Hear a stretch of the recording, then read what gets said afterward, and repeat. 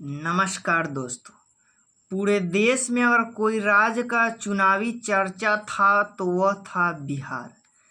लेकिन बिहार के 14 करोड़ बिहारियों ने जो रिजल्ट दिया, काफ़ी चौंकाने वाली रिजल्ट दिया।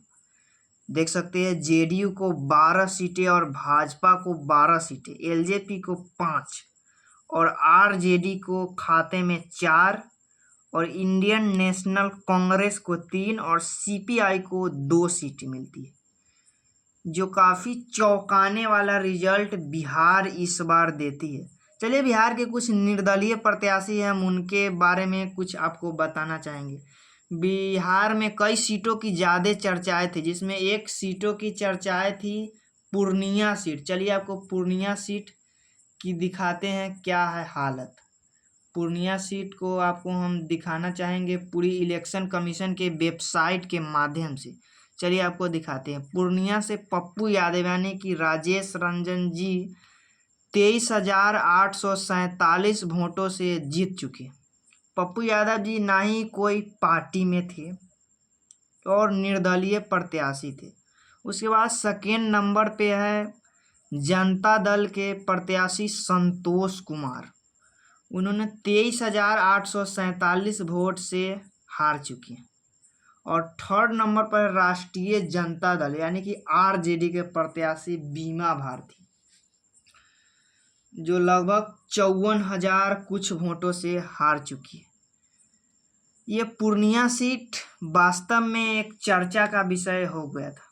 पप्पू यादव को लड़ने बीमा भारती, बहुत सारे विवादे हुए थे, लेकिन एक निर्दलीय प्रत्याशी पप्पू यादव ने अपना सीट बचाते हुए पूर्णिया के लोगों का दिल जीत चुके हैं।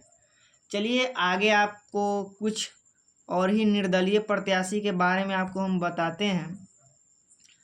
वीडियो में बने रहिए और आपको हम ले चलते हैं।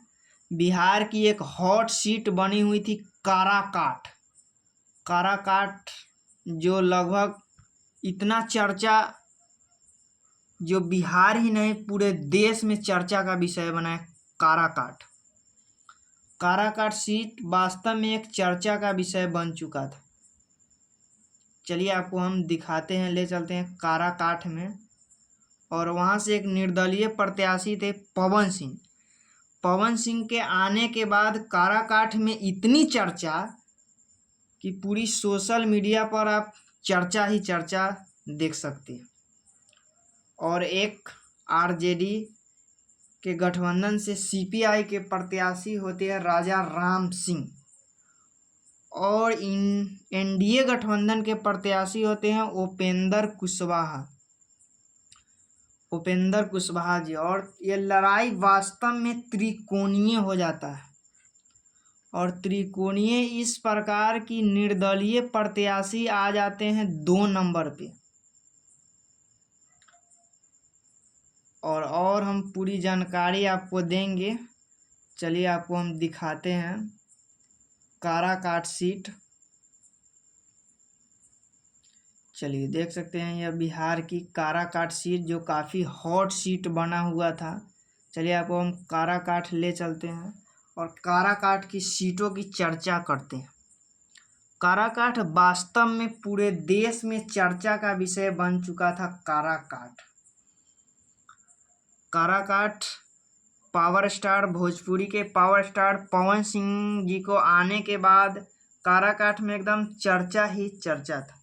कैसे लगाई जा रही थी कि पावर स्टार पवन सिंह एकदम काराकाट से जीतेंगे ही जीतेंगे, लेकिन परिणाम कुछ ऐसा हुआ नहीं। परिणाम एकदम बदल ही गया।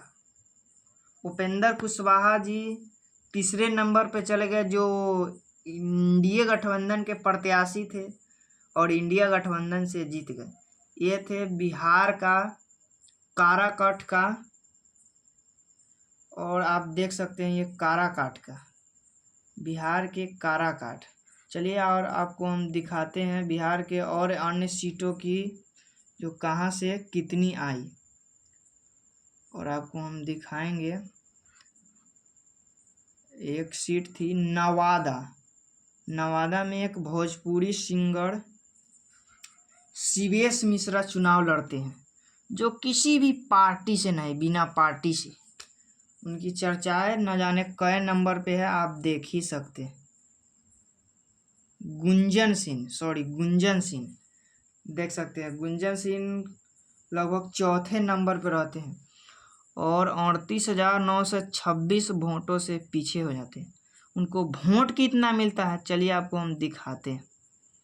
29,682 वोट उनको मिलता है और वहाँ से भारतीय जनता पार्टी के विवेक ठाकुर जीत जाते हैं। तो ये कुछ इस प्रकार रहा बिहार की निर्दलीय प्रत्याशियों का परिणाम। बाकी बिहार के इस नतीजे के बारे में क्या सोचते हैं, अपनी राय कमेंट सेक्शन में देना ना भूलें। तब तक के लिए जय हिंद, जय बिहार।